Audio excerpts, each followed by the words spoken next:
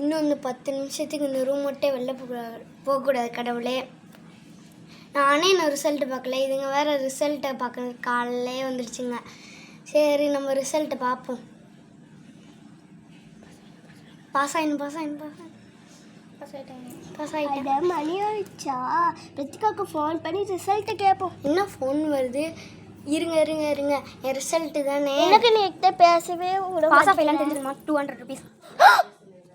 என் மொத்த மார்க்கையும் தெரிஞ்சுக்கணுமா? 500 ருபீஸ். ஒவ்வொரு மார்க்கையும் தெரிஞ்சுக்கணுமா? 1000 ருபீஸ். என் மார்க்கை உங்களுக்கு சென்ட் பண்ணணுமா? 5000 ருபீஸ்.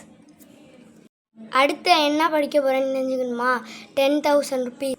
இப்போ சொல்லுங்கள், ஃபோன்பே இருக்குது, ஜிபே இருக்குது, பேடிஎம் இருக்குது, இஎம்ஐ கூட இருக்குது. எனக்கு காசு அனுப்பிச்சி விட்டிங்களா? நானே உங்களுக்கு சொல்கிறேன். என்னது ரிசல்ட்டு தெரிஞ்சுக்க காசா? ரிசல்ட்டே வேணாம் எனக்கு. ரிசல்ட் தெரிஞ்சுக்க வேணாமா? சரி. என்னது ரிசல்ட்டுக்கு காசாமே? இதில் இஎம்ஐ வேலை யார்கிட்ட கேட்கக்கூடாது.